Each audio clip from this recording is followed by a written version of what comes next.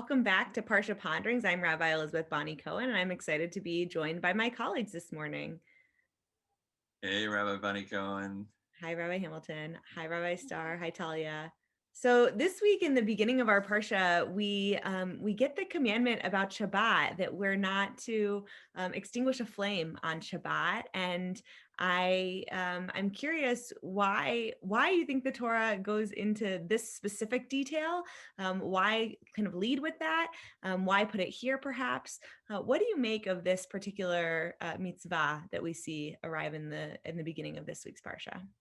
It's a great question because it is singled out as one of the rare categories of work that we're not supposed to do on Shabbat, kindling and extinguishing fire, and it comes out of nowhere. So what's interesting is that it follows a verse that's almost identical to a verse that comes back several chapters earlier.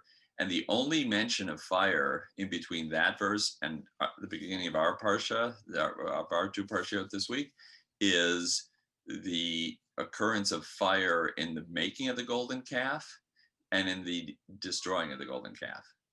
And so in that regard, maybe this notion of a kind of homeostasis on Shabbat is kind of also reminding us to stay clear of idolatry, of not just golden calves, but idolizing likes, retweets, attention, applause, all the kinds of things that we're susceptible to worshiping. I think that one thing that the golden calf image brings up for me is how fire is both creative and destructive.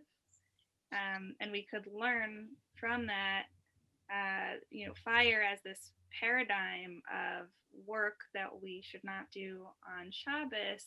Is it because it's potentially creative or because it's potentially destructive, or both? The Ketores, the incense that makes the Mishkan a wonderful place to be, for God, for people, for the Levim, is also lit by fire. Yeah, I love that, picking up on both the generative, creative, and destructive power of fire. You think about like a forest fire, for example, can be totally devastating, and at the same time can be incredibly nourishing for the ground and generative. And I also think about the warmth that comes, the necessities that come from fire, as well, the light, the warmth. And there's something powerful about saying that this is something that we want to kind of nurture or care for in a conscious way, something that maybe we set up prior to Shabbat and keep going throughout that time, but not necessarily something that we have control over, that we will be manipulating, extinguishing, or igniting throughout that time. Fire is about change. Whether you're making something, art, a tool, or it's about destruction.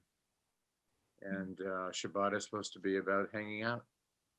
Nice. And, just doing the Gan Eden thing. So it's a kind of a counter vision of what it means to be a person.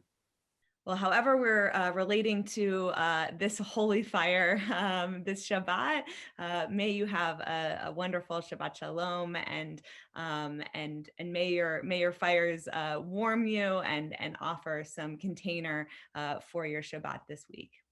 Shabbat Shalom. Amen. Good job. Shabbat Shalom, everyone.